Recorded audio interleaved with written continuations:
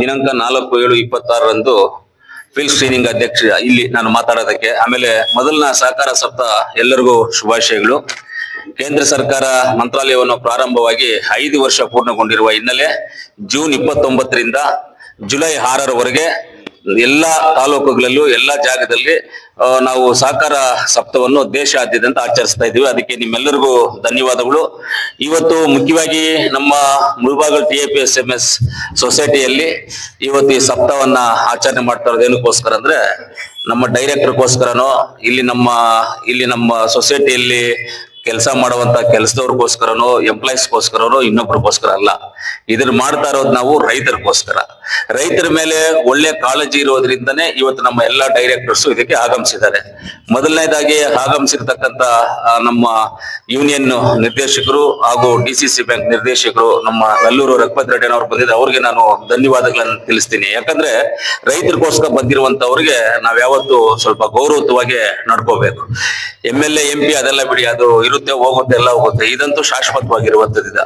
ಅದೇ ರೀತಿ ನಮ್ಮ ಉಪಾಧ್ಯಕ್ಷ ಅಂತ ಸುಧಾಕ್ನವರು, ಹಾಗೆ ನಮ್ಮ ರಾಜೇಂದ್ರ ಗೌಡ್ರು, ರಾಜಣ್ಣವರು, ಹಾಗೆ ನಮ್ಮ ಶಿವಣ್ಣವರು, ಅದೇ ನಮ್ಮ ಲಕ್ಷ್ಮೀನಾರಾಯಣ ಅವರು ಇದ್ದಾರೆ, ನಮ್ಮ ಸರ್ವಜ್ಞ ಗೌಡ್ರು ಇದ್ದಾರೆ, ಎಲ್ಲ ನಮ್ಮ ನಿರ್ದೇಶಕರು ಎಲ್ಲರೂ ಇದ್ದಾರೆ. ಎಲ್ಲರಿಗೂ ಧನ್ಯವಾದ. ಎಲ್ಲ ನಿರ್ದೇಶಕರಿಗೆ ಎಲ್ಲರಿಗೂ ಧನ್ಯವಾದಗಳನ್ನು ತಿಳಿಸ್ತಾ ಇವತ್ತು ಈ ಕಾರ್ಯಕ್ರಮ ನಾವು ಹಮ್ಮಿಕೊಂಡಿರೋದು ಏನಂದ್ರೆ, ಈ ದೇಶಕ್ಕೆ ಬೆನ್ನೆಲುಬಾಗಿಯು ರೈತ ಅಂತ ಹೇಳ್ತಾರೆ. ನನಗೆ ಗೊತ್ತಿರೋ ಪ್ರಕಾರವಾಗಿ ದೇಶಕ್ಕೆ ಬೆನ್ನೆಲುಬಾಗ ಅಲ್ಲ ರೈತ. ನಮ್ಮ ತಲೆನಲ್ಲಿರ್ತಕ್ಕಂಥ ಏನು ನಮ್ಮ ಬ್ರೈನ್ ಇದೆಯೇ, ಮೆದುಳು ಏನಿದೆ, ಆ ಮೆದುಳೇ ನಮಗೆ ರೈತ. ಆ ಮೆದುಳಿಲ್ಲ ಅಂದ್ರೆ ನಮ್ಮ ಬಾಡಿನಲ್ಲಿ ಏನು ಕೆಲಸ ಮಾಡೋದಿಲ್ಲ. ಅಂದ್ರೆ ಈ ದೇಶದಲ್ಲಿ ರೈತನೇ ನಮಗ್ ಮೆದುಳು. ಈ ದೇಶದಲ್ಲಿ ರೈತರು ಮೆದುಳು. ಅದಕ್ಕೆ ರೈತರಿಗೆ ಆಗುವಂತ ಒಳ್ಳೆ ಕಾರ್ಯಕ್ರಮಗಳನ್ನ ನಾವು ಅವ್ರ ಮನೆ ಬಾಗಿಲಿಗೆ ತಲುಪಿಸ್ಬೇಕು ಅನ್ನೋದೇ ನಮ್ಮೆಲ್ಲರ ಉದ್ದೇಶ ಆಗಿದೆ. ಇವತ್ತು ನೋಡಿ ಎಂತವರೆಲ್ಲ ಇವತ್ತು ಸಹಕಾರ ಇದ್ರಲ್ಲಿ ಇರ್ತಾರೆ ಅಂದ್ರೆ, ಇವಾಗ ನಮ್ಮ ರಾಜಣ್ಣ ಅವರು ಸಹಕಾರ ಮಂತ್ರಿ ಆಗಿದ್ರು. ಇವತ್ತು ಅವರು DCC ಬ್ಯಾಂಕ್ ತುಮಕೂರು ಅವರಿದ್ದಾರೆ, ನಿರ್ದೇಶಕರಿದ್ದಾರೆ, ಎಲ್ಲ ಇದ್ದಾರೆ. ಅವ್ರು ಸಹಕಾರ ಕ್ಷೇತ್ರವನ್ನು ಬಿಡೋದಿಲ್ಲ. ಅದು ಬಿಟ್ಟು ಫೆಡರೇಷನ್ ಅಲ್ಲಿ ಇನ್ನೊಂದ್ರಲ್ಲಿ ಯಾವ್ದು ಬಾಂಬೆನಲ್ಲಿ ಯಾವ್ದೋ ಒಂದು ಮಹಾರಾಷ್ಟ್ರದಲ್ಲಿ ಒಂದು ಸಂಸ್ಥೆ, ಅದರಲ್ಲಿ ಅವರು ನಿರ್ದೇಶಕರಾಗಿದ್ದಾರೆ. ಅದು ಬಿಟ್ಟು ನಮ್ಮ ಕೋಲಾರ ಶ್ರೀನಿವಾಸ್ ಗೌಡ್ರು, ಅವ್ರು ಇವತ್ತಿಂದ 40 ವರ್ಷಗಳಿಂದ ಅವ್ರು MLA ಇದ್ರು, 40 ವರ್ಷಗಳಿಂದ ಸಹಕಾರ ಕ್ಷೇತ್ರದಲ್ಲಿ ಇದ್ದಾರೆ. ಅವರು ಏನಕ್ಕೆ ಅಂದ್ರೆ ಇದು ರೈತರಿಗೋಸ್ಕರ ಇರುವಂತದ್ದು. ಇದು ಇವತ್ತು ನಮ್ಮ ಭಾರತ ದೇಶದ ಹೋಮ್ ಮಿನಿಸ್ಟ್ರು ಅವರು ಮಹಾರಾಷ್ಟ್ರದಲ್ಲಿ ಒಂದು ಅವರು ಇದರಲ್ಲಿ ಗುಜರಾತ್ ಅಲ್ಲಿ ಒಂದು ಸೊಸೈಟಿನಲ್ಲಿ ಡೈರೆಕ್ಟರ್ ಆಗಿದ್ದು, ಅದರಿಂದ DCC ಬ್ಯಾಂಕ್, ಆಮೇಲೆ ಸ್ಟೇಟ್ ಲೆವೆಲ್ಗೆ, ಇಂಡಿಯಾ ಲೆವೆಲ್ಗೆ, ಪ್ರಪಂಚದ ಲೆವೆಲ್ಗೆ ಹೋಗಿ ಇವತ್ತು ಹೋಮ್ ಮಿನಿಸ್ಟರ್ ಅವರು ಇದ್ರು ಸಹಕಾರ ಮಂತ್ರಿ ಅವರೇ ಇಟ್ಕೊಂಡಿದ್ದಾರೆ. ಅಂದ್ರೆ ರೈತರ ಮೇಲೆ ಕಾಳಜಿ ಇರುವಂತವ್ರು ಯಾರ್ಯಾಗಲಿ ಇದು ಮಾಡ್ತಾರೆ. ಆಮೇಲೆ ರೈತರಲ್ಲಿ ನಾನು ಮನವಿ ಮಾಡ್ತೀನಿ, ಗೊಬ್ಬರಗಳು ಹೆಂಗ್ ಕೊಡ್ಬೇಕು, ಯಾವ ರೀತಿಲಿ ಕೊಡ್ಬೇಕು, ಯಾವ್ದು ಯೂಸ್ ಮಾಡ್ಬೇಕು ಅಂತ ಅಷ್ಟೋ ನಮ್ಮಿಲ್ಲಿ ಗೊಬ್ಬರ ಇದು ಮಾಡೋರ್ಗೆ ಸ್ವಲ್ಪ ನಾಲೆಜ್ ಇರ್ತದೆ. ಆ ನಾಲೆಜ್ ಅನ್ನ ಉಪಯೋಗ ತಗೊಳ್ಳಿ. ನಾವೇನೇ ಹೇಳಿದ್ರು ಕೇಳಕ್ಕೆ ಇಲ್ಲ ಅವರು. ಇಲ್ಲ ಅದು ಬೇಡ, ನನ್ಗೆ ಇದೇ ಬೇಕು, ಇದು ಬೇಡ, ಅದೇ ಬೇಕು ಅಂತ ಆ ತರ ಮಾಡ್ಕೊಳ್ಳೋದು ಒಳ್ಳೇದಲ್ಲ. ಆಮೇಲೆ ರೈತರಿಗೆ ನಾವೆಷ್ಟೋ ತಲುಪಿಸ್ಬೇಕು, ಅವ್ರಿಗೆಲ್ಲೋ ನಾವೆಷ್ಟೋ ಸಹಾಯ ಮಾಡ್ಬೇಕು.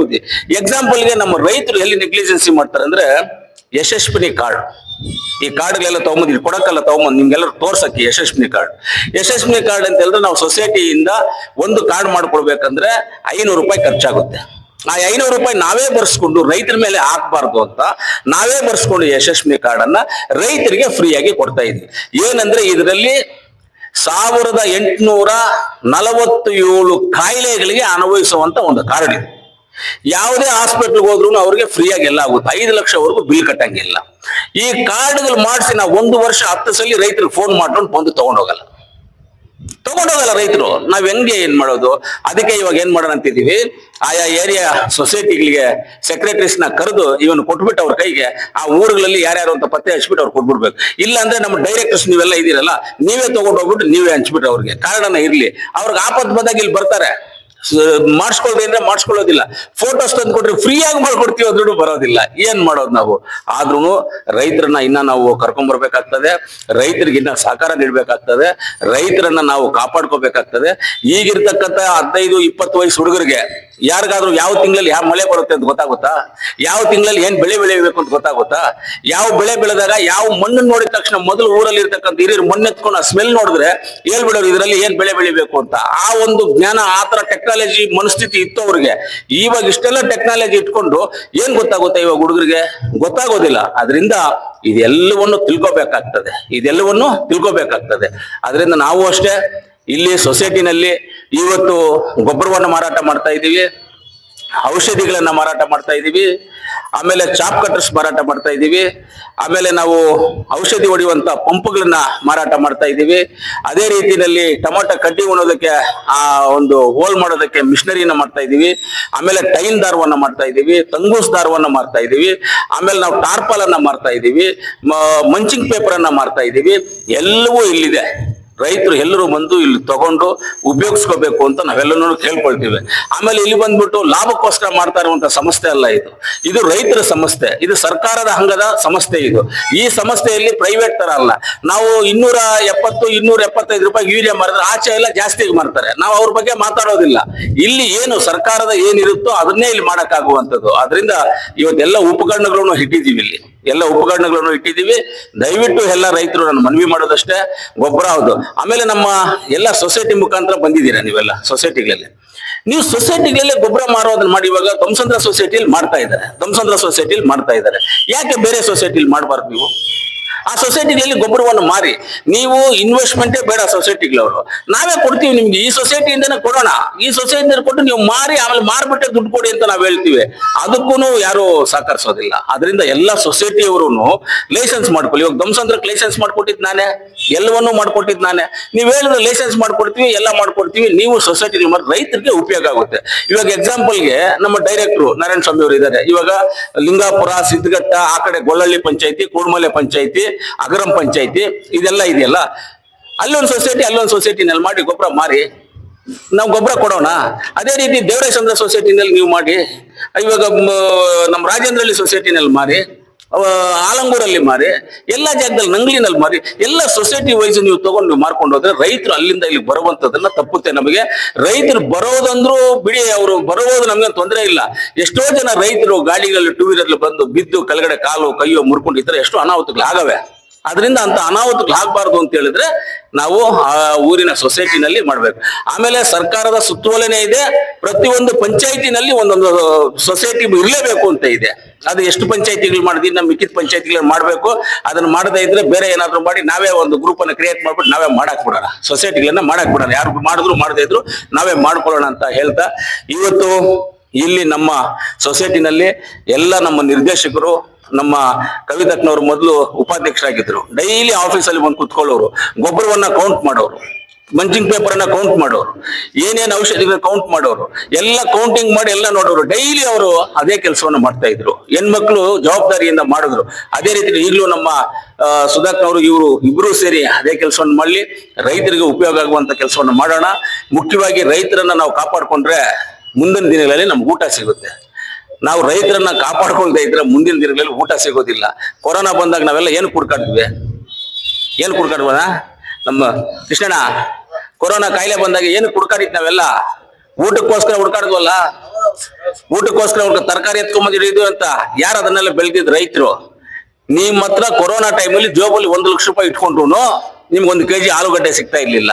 ದುಡ್ಡು ಕೆಲಸ ಮಾಡ್ತಾ ಅವಾಗ ರೈತ ಕೆಲಸ ಮಾಡಿದ್ನ. ರೈತರು ಒಂದು ಶಕ್ತಿ ಕೆಲಸ ಮಾಡಿದ್ದು.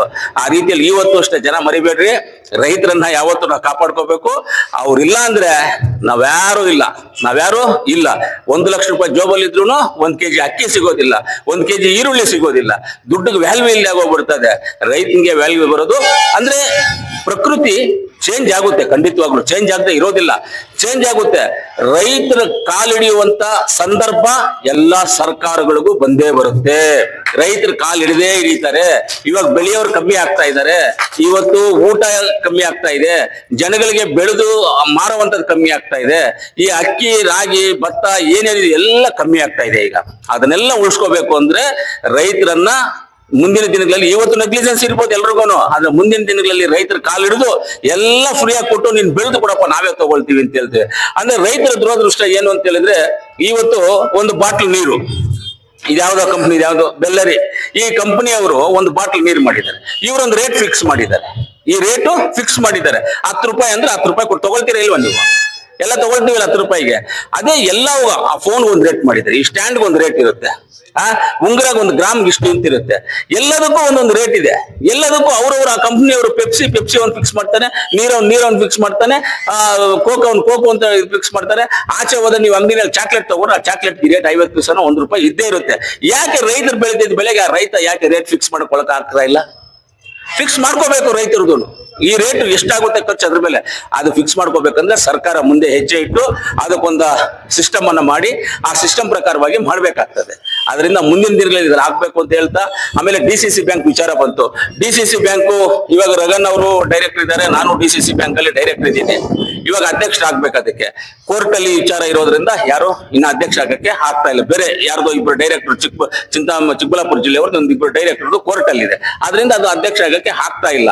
ಅದನ್ನು ಈಗ ನಾವು DC ಅವ್ರ ಹತ್ರ ಮಾತಾಡಿ ಅದನ್ನ ಚುನಾವಣೆ ಮಾಡಿ ಅಧ್ಯಕ್ಷರು ಕುಂಡ್ರಿಸಿ ಆ DCC ಬ್ಯಾಂಕ್ ಅನ್ನ ಏನಾದ್ರೂ ಒಂದು ಕಾಪಾಡ್ಕೊಳ್ಳಿ. ಯಾಕಂದ್ರೆ ಮೈಕ್ರೋ ಫೈನಾನ್ಸ್ ಮೊನ್ನೆ ನಮ್ಮ ಮನೆ ಹತ್ರ ನಮ್ಮ ಟೌನ್ ಅವರು ಒಬ್ರು ಬಂದಿದ್ರು.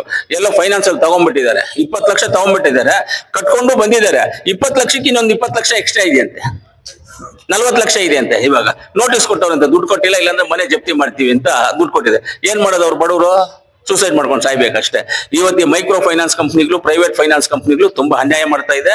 ಅದನ್ನೆಲ್ಲ ಸ್ವಲ್ಪ ಎಚ್ಚರಿಕೆಯಿಂದ ನಮ್ಮ ರೈತರು ನೋಡ್ಕೋಬೇಕಾಗ್ತದೆ. DCC ಬ್ಯಾಂಕ್ ಯಾವತ್ತು ಸ್ವಲ್ಪ ತೊಂದರೆ ಆಯ್ತು ಆವತ್ತಿಂದ ಬೇರೆ ಫೈನಾನ್ಸ್ಗಳಿಗೆ ತುಂಬಾ ಹೋದಂಗಾಯ್ತು ಜನಗಳು. ಅದೊಂದಾಗಿದೆ. ಇನ್ನ ಮುಂದಿನ ದಿನಗಳಲ್ಲಿ ನಾವು ಸೊಸೈಟಿನಲ್ಲಿ ನಾವು ಬ್ಯಾಂಕ್ ಇದೆ, ಸೊಸೈಟಿನಲ್ಲಿ ಬ್ಯಾಂಕ್ ಮಾಡ್ಕೊಂಡಿದ್ದೀವಿ. ಈ ಬ್ಯಾಂಕ್ ಅಲ್ಲೂ ನೀವು ರೈತರೆಲ್ಲ ದುಡ್ಡು ಡಿಪಾಸಿಟ್ ಮಾಡಿ ದುಡ್ಡು ಹಾಕೊಳ್ಳಿ. ಇಲ್ಲಿ ಲೋನು ಕೊಡುವಂತ ಪ್ರಾವಿಜನ್ ಮಾಡ್ಕೊಂಡಿದೀವಿ. ಇವಾಗ ಹೋದ ಸಭೆಯಲ್ಲಿ ಲೋನ್ ಕೊಡುವಂತ ಪ್ರಾವಿಜನ್ ಮಾಡ್ಕೊಂಡಿದೀವಿ. ಕಮ್ಮಿ ಲೋನು, ಜಾಸ್ತಿ ಕೊಡಕ್ ಆಗೋದಿಲ್ಲ, ಕಮ್ಮಿಯಾಗಿ ಲೋನ್ ಕೊಡುವಂತದನ್ನು ಪ್ರಾವಿಜನ್ ಮಾಡ್ಕೊಂಡು 50,000, 1 ಲಕ್ಷ, 2 ಲಕ್ಷವರೆಗೂ ಕೊಡ್ಬೇಕು ಅಂತ ಮಾಡ್ಕೊಂಡಿದೀವಿ ಲೋನು. ನಮ್ಮ ಬ್ಯಾಂಕ್ ಅಲ್ಲಿನೂ ಅಕೌಂಟ್ ತಗೊಳ್ಳಿ. ರೈತರ ಅಕೌಂಟ್ ತೆಗೆದ್ರೆ ದುಡ್ಡು ನೀವು ಅದ್ರಲ್ಲಿ ಇಟ್ಕೊಂಡ್ರೆ ಅದೇ ದುಡ್ಡನ್ನ ನೀವು ಗೊಬ್ಬರ ತಗೊಂಡಾಗ ಅಲ್ಲಿ ಟ್ರಾನ್ಸ್ಫರ್ ಮಾಡ್ಕೊಳ್ತೀವಿ, ಗೊಬ್ಬರ ಕೊಟ್ಕೊಳ್ತೀವಿ. ಇಲ್ಲ ನೀವು ಬರೋದೇ ಬೇಡ, ಇನ್ನು ನನ್ನ ಅಕೌಂಟ್ ಅಲ್ಲಿ ದುಡ್ಡಿದೆ, ನೀವು ಫೋನ್ ಮುಖಾಂತರ ಹೇಳಿದ್ರೆ ಅದನ್ನ ಟ್ರಾನ್ಸ್ಫರ್ ಮಾಡ್ಕೊಳ್ತೀವಿ, ಆಟೋದಲ್ಲಿ ಹಾಕಿ ನಿಮ್ ಊರಿಗೆ ಗೊಬ್ಬರನ ಕಳ್ಸಿಕೊಟ್ಬಿಡ್ತೀವಿ, ಬಿಲ್ ಸಮೇತ ಊರಿಗೆ ಬಂದ್ಬಿಡ್ತದೆ. ಈ ಫೆಸಿಲಿಟೀಸ್ ಎಲ್ಲ ಮಾಡಿದೀವಿ. ಇದಕ್ಕಿಂತ ಬೇರೆ ಮಾಡಕ್ ಆಗೋದಿಲ್ಲ. ಮುಂದಿನ ದಿನದಿಂದ ಮಾಡಬೇಕು. ಕಟ್ಟಡ ಕಟ್ಟೋದಿದೆ, ಅಲ್ಲಿ ಕಟ್ಟಡ ಕಟ್ಟಕ್ಕೆ ಇನ್ನು 15 ದಿವಸ, 1 ತಿಂಗಳ ಒಳಗಡೆ ಅದನ್ನ ಪೂಜೆ ಮಾಡಿ ಕಟ್ಟಡ ಕಟ್ತೀವಿ, ಸ್ಟಾರ್ಟ್ ಮಾಡ್ತೀವಿ. ಅದಾದ್ಮೇಲೆ ಇದನ್ನ ಡೊಮಾಲೇಷನ್ ಮಾಡಿ ಇಲ್ಲಿ ಒಳ್ಳೆ ಕಟ್ಟಡವನ್ನ ಕಟ್ಟಿ ರೈತರಿಗೆ ಒಳ್ಳೆ ಫೆಸಿಲಿಟೀಸ್ ಕೊಡಬೇಕು ಅಂತ ನಮ್ಮ ಉದ್ದೇಶ ಇದೆ. ಖಂಡಿತವಾಗ್ಲೂ ಆ ಉದ್ದೇಶಗಳೆಲ್ಲ ಪೂರೈಸ್ತೀವಿ ಅಂತ ಹೇಳ್ತಾ, ಇವತ್ತು ಸಹಕಾರ ಸಪ್ತಾಹ ಏನ್ ಇವತ್ತು ನಮ್ಮ ಕೇಂದ್ರ ಸರ್ಕಾರದಿಂದ ಹೇಳಿದ್ರು, ಇದನ್ನೆಲ್ಲ ತಾಲೂಕು ವೈಸ್ ಮಾಡಬೇಕು. ಇವತ್ತು ಲಾಸ್ಟ್ ದಿವಸ ಇದೆ, ನಾವೆಲ್ಲವನ್ನು ಮಾಡಿದೀವಿ. ಇವತ್ತು ಇದರಿಂದ ಕೋಆಪರೇಟಿವ್ ಡಿಪಾರ್ಟ್ಮೆಂಟ್ ಅಂತ ಹೇಳಿದ್ರೆ ನಮ್ಮ ಮಿಲ್ಕ್ ಯೂನಿಯನ್ ಆಗ್ಬೋದು, ಆಮೇಲೆ ವಿಲೇಜ್ಗಳಲ್ಲಿ ಇರ್ತಕ್ಕಂಥ VSNN ಸೊಸೈಟೀಸ್ ಆಗ್ಬೋದು, ಆಮೇಲೆ agriculture department, TAPMS, APMC, PLD bank, union, ಸಹಕಾರಿ ಬ್ಯಾಂಕು ಅಂದ್ರೆ DCC ಬ್ಯಾಂಕು, ಈ ತರ ಎಲ್ಲವನ್ನೂ ರೈತರು ಒಳ್ಳೇದಾಗಿ ಉಪಯೋಗಿಸ್ಕೊಳ್ಳಿ. ನಾವೆಲ್ಲ ನಿಮ್ ಜೊತೆಗಿದ್ದೀವಿ ಅಂತ ಹೇಳ್ತಾ, ಇವತ್ತು ನನ್ನನ್ನ 5 ವರ್ಷ ನಾನು ಅಧ್ಯಕ್ಷನಾಗಿದ್ದು, ಇಲ್ಲಿ ತಿರ್ಗಾ ಕಂಟಿನ್ಯೂ ಅಧ್ಯಕ್ಷರಾಗಿ ಎಲ್ಲರೂ ನನ್ನನ್ನು ಮಾಡಿ ಖಂಡಿತವಾಗ್ಲೂ ಸೇವೆ ಮಾಡೋದಕ್ಕೆ ನಾವು ಸಿದ್ಧವಾಗಿದ್ದೀವಿ. ಮುಂದಿನ ದಿನಗಳಲ್ಲಿ ರೈತನ ಕಾಪಾಡ್ಕೊಳ್ಳುವಂತ ಕೆಲಸ ಮಾಡೇ ಮಾಡ್ತೀವಿ ಅಂತ ತಮ್ಮೆಲ್ಲರಿಗೂ ನಾನು ಹೇಳ್ತಾ ನನ್ನ ಮಾತನ್ನ ಮುಗಿಸ್ತೀನಿ. ಜೈ ಕರ್ನಾಟಕ, ಜೈ ಸಹಕಾರ ಸಪ್ತಾಹ.